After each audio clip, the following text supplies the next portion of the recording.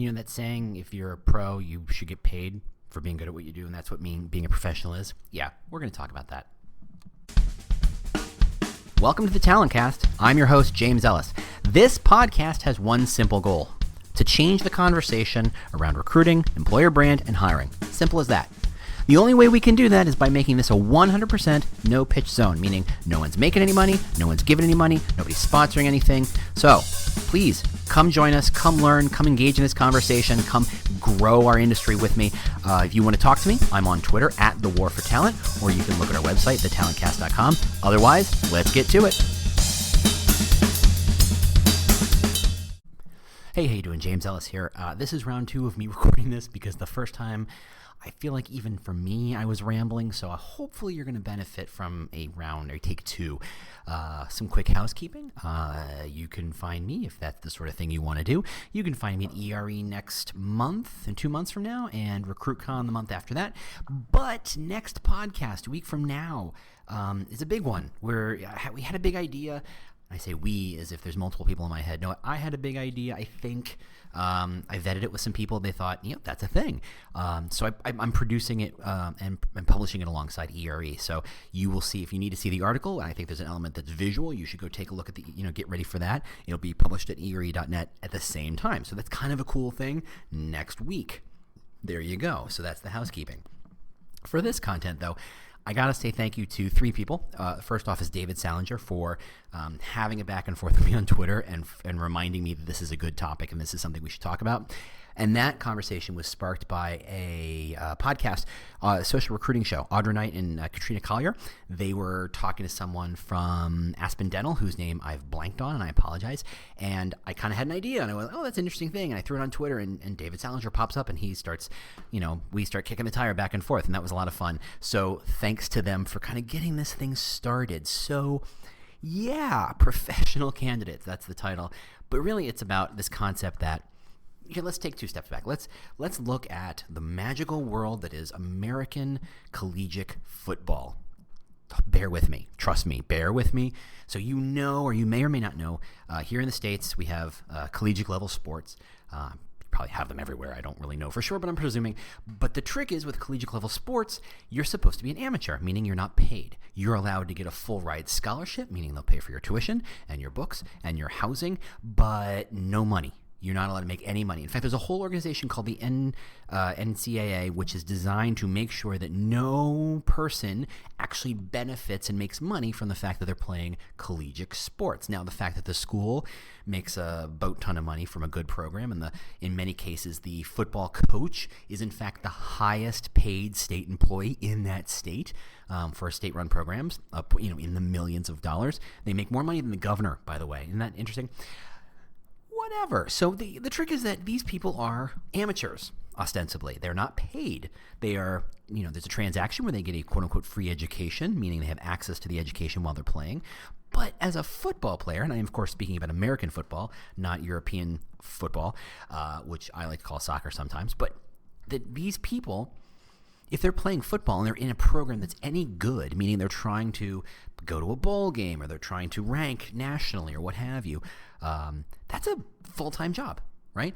Training, practicing, weight rooms, recovery times, medical issues, travel to and from the game. If you're playing in many conferences, you're traveling across much of the country, and the U.S. is not exactly what you call a small country, so that travel time is not inconsiderate. And how are they supposed to be able to take on a full-time load of classes? And that's obviously impossible, which is why most larger football programs have designated classes and designated programs and designated tutors and study areas specifically for their football teams so that they can kind of jam some level of education in it. Now, so when you say we should be paying these kids, and that's what they are, for getting hurt potentially and giving all their energy that drives so much revenue back to the campus, the answer is, well, they're getting a free education. But are they? Is that education just as good as the one you went to when you didn't play football all day long? I wonder. But that's really neither here nor there. Well, whatever. It is kind of here and there. Anyway, the trick is, if you're playing collegiate football for a top program, presumably you're playing because your hope is that you might play professionally. Why is that important? Well, turns out they make a lot of money in the pros. You should know that by now. In any sport, whether it's American football or non-American football, there's a lot of money to be had. If you're really good, you're a millionaire and not a problem. You look at LeBron and you look at Ronaldo and you look at there are plenty of people who are multi-millionaires bordering on billionaires. These people there's a lot of money to be had in the world of professional sports. The thing is, if you are in a top program and you're getting a full ride scholarship, it's still roughly a 1 out of 200 chance from that stage that you'll go pro. A vast majority of these kids who are giving their health and time and energy and passion to the school and the sport do not see it in returning value because they don't go pro. They have a regular college degree just like you and me. Some of them get hurt. Some of them have concussions and brain injuries. Some of them break limbs. Some of them fracture vertebrae. Some of them, and frankly, every once in a blue moon, it proves fatal. This happens. This is horrible. All for a 1 out of 200 chance of getting this full-time amazing job. Why am I talking about this? It's a valid point. The reason I'm talking about this is because there's an interesting similarity between that crazy model and the world we live in today in terms of recruiting. You go out and you in-mail and call and email these random-ass people, and you're a complete and total stranger, and you say, hey, would you mind giving me your personal information, your references, your professional experience, when you went to school, when you went to school, where you worked, when you worked, maybe even a couple of people who worked there with you so I can confirm that information. Sometimes I ask you for a larger set of your network. Sometimes I ask for your social security number. Why? So you can have a chance at getting a job. Now, in a world 12, 15 years ago, that made a little more sense than it does today. Back then, having a job on offer put you in control. Today, you are not in control. I hate to tell you. And it's not just a tech thing. It's not just a coder thing. I know plenty of people desperate to hire electricians and generator installers and nurses and dentists, desperate to hire these people. Everyone. There's no such thing as a talent glut anywhere. I think at this point, who has it easy to find those jobs? If you're a recruiter, you are given nothing but hard roles to fill. I don't care if it's a business analyst. I don't care if it's a coder. I don't care if it's an accountant. I don't care if it's a salesperson. I don't care if it's entry level or senior level. Every role is hard to fill. We are desperate for talent at every conceivable opportunity. And yet, here we are. Desperate for talent, hat in hand. Oliver style, please, sir, can I have an application? And yet you demand all these things. You, a complete stranger to this person, demand this stuff. Why? For a what are your rates now? 1 in 100 chance of getting a job? 1 in a 200 chance of getting a job? Sound familiar? You can't say anymore that the opportunity potentially to get a job is worth handing over all your personal data. One time when you were in control, that made some sense. It was a necessary evil. These days, not even close. If a candidate's any good, why on earth would they give you that for free? You know what I love? I love recruiters who ping me and say, hey, here's this opportunity. If you don't want it, can you send me 3 other people or 5 other people who might be interested in it? Oh, I'm sorry. Can I do your job for you? That's crazy. Why? I don't know you. I have no relationship with you. You are a complete stranger, and I'm just going to give you things. Really? Really? Just really? Come on. That's not how that works. We are living in a world of professional candidates where if they're any good at what they do, they don't do it for free. Now, don't get me wrong. I'm not saying you should pay your applicants. That seems like swinging the pendulum all the way on the other side to crazy town, and let's not do that. What I am saying is that if I am any good at what I do, and I'm willing not just to give you my personal information, but to give you my time. What's my billable rate, by the way? Let's call it $100 an hour. Let's say you bring me in. Let's say you have a couple of interviews. Let's say you have to fly me to your location. I've lost a whole day. I have to kill a PTO day to fly to wherever you are, have interviews with a bunch of people, and you reject me? What did I get out of that? 0. A chance at a job? Doesn't qualify anymore. What do I want in return? Not money. Obviously, you're going to pay for my flight and you're going to pay for my travel. And if I'm in town, you're not going to pay for anything. But I need something in return. What do I need? I need feedback. That's right. I want feedback. I want to know why I didn't get that job. I want to know how the interview went. I want to know how I was perceived. I want to know why what I was showing off was not what you were looking for. I want to know what happened. None of this bullshit templated. It wasn't you, it's us. We found someone who was a better fit. None of this stuff. No. I want valuable feedback, actionable, useful feedback. Why? Because that's what I'm charging you. I'm a professional candidate, and I expect to get detailed information in return. I'm not giving you my time for free. I had an interview a couple moons ago, many moons ago, in fact. This was a company that did nothing but recruited. This is a recruiting company, and they were looking for someone at a VP director level. And I had a number of interviews with them, and I spent a lot of time with them. And then for the final interview, they asked me to come in for 3 hours, interview with 16 different people, some on the phone, some in person, but they wanted me to start with a 45-minute presentation as to what I would do with their marketing, because this was a marketing job. They wanted not just my time, but my work for free.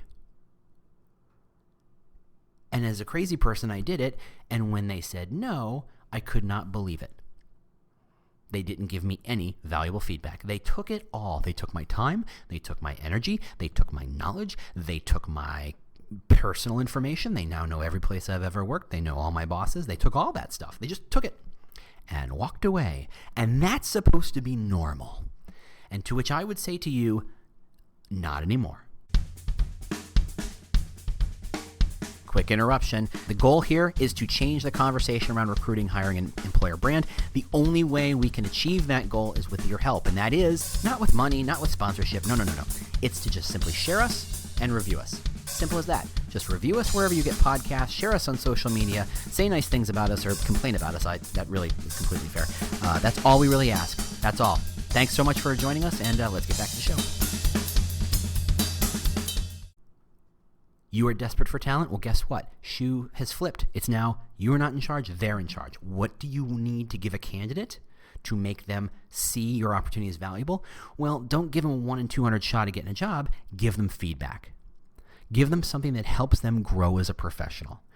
That is what the game is. That is what the game is about to become.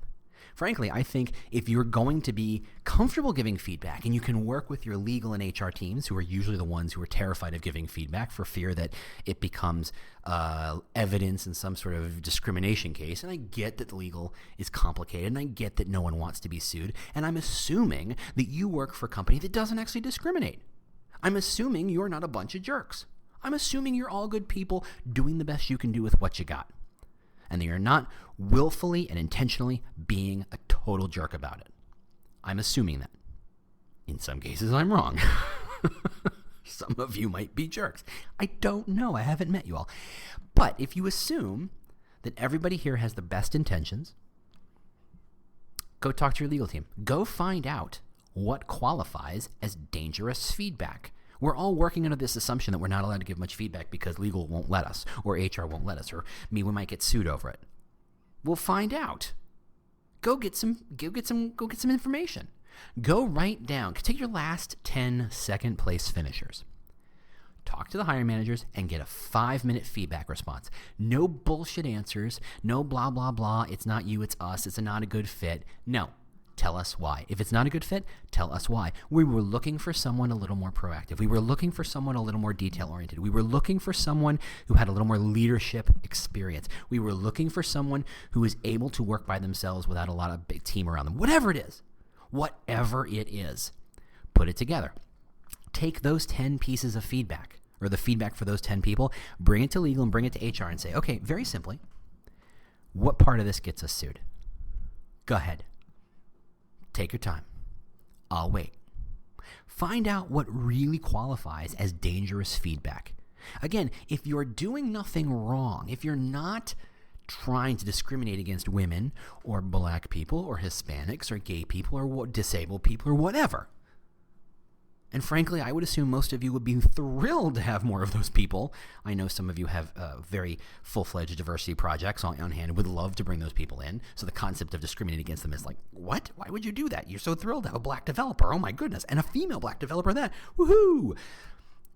The concept of discrimination seems crazy, but that does happen, and I understand that. But I'm assuming you're not like that. What is the feedback you give, and where is the danger? Find out. Don't just put a blanket answer that feedback is dangerous and could get us sued. It doesn't count anymore. Because in this day and age, as a candidate, I'm not giving it away for free anymore. Nope. And I'm not going to be the only one. Now, I'm not looking particularly, but whatever. I'm just saying, candidates of any quality have figured out, if I'm not getting feedback, what good was this to me? A 1 in 200 chance at a job? No thanks. It doesn't work that way. In fact, I would even start to advertise in the job, in the interview process, hey, look, I know this is not normally how people do this, but we hate how the interview process works and we don't give you templated responses. No matter what happens, we will have a conversation. We loved you, we didn't love you, whatever it is, you will have a conversation and we will provide some feedback so that you understand what's really going on.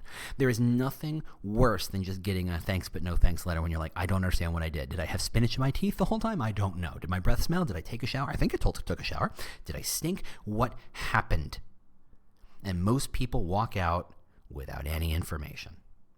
And that is not going to work anymore. The tweet I sent, I mentioned where this all started was I had this thought that feedback is effectively the tax you pay for asking people for everything. And that's the truth. You ask them for so much time, energy, passion, information, resources, all that stuff. You have to give them something back in return. Nobody's doing that work for free. No one's giving that stuff away for free. The time for that is gone. Again, I don't care if you're looking for developers or engineers or architects or electricians. The time for that is gone. You give feedback now. And honestly, if you get on it now, you are going to have a huge advantage. Why? Well, you'll notice that Glassdoor has talked a lot about lately the interview process feedback that they're getting. I personally think, and this is purely speculative, anecdotal-based evidence, I think they're using it, that the interview feedback data, and they're weighing it more heavily in the process of giving you a total score. That's my guess. They keep talking about interview feedback as the thing, like they just invented it, even though it's been there for a while. But I think they're weighing it more heavily. You should definitely right now go into Glassdoor, whether you're paying for it or not, go and find out what your feedback is on your interviews and find out where people see you. Find out, see when you give a little positive feedback, how incredibly positive, what incredible impact that has on those ratings. See what happens when you say, thank you for applying and thank you for coming in. We really do appreciate your time. It's not going to work out, but let me tell you what we heard. And let me tell you why this didn't quite work out from the way we saw it. You want to maybe place that person later? You maybe want to take that second place finisher and find them a better job because they're sold on the brand and they're ready to go and you want to have another place for them. You had better give them feedback. If you burn them right now, they're never applying again. They will never pick up the phone. They will never pick up the phone when it says your company's name on it. They will never respond to the recruiters when they see your company name. Never. You want to burn those bridges? You think you have enough talent pool to just keep burning bridges like that? Best of luck. The world has changed. The power has changed. And if you do not embrace this new change, if you do not start to give the feedback that people demand and are desperate for, they're going to find some other place to work. Simple as that. All right. Well, that's my time. And yeah, I think I was much more streamlined this time than I was last time. So, okay, good choice to re-record. So thanks so much for listening. Always get a chance. If you get a chance, go ahead and drop a rating. We love those. I say we again as if it's a lot of voices in my head. It's not true. It's just me. Do love it. I do appreciate it. Share it with your professional friends and all that good stuff. So thanks so much for listening. Looking forward to next week. It's going to be a big one. I'll surely tweet details in advance so you know what's going on. Thanks so much for listening, and I'll see you next week. Bye. Do you love news about LinkedIn, Indeed, Google, and just about every other recruitment tech company out there? Hell yeah.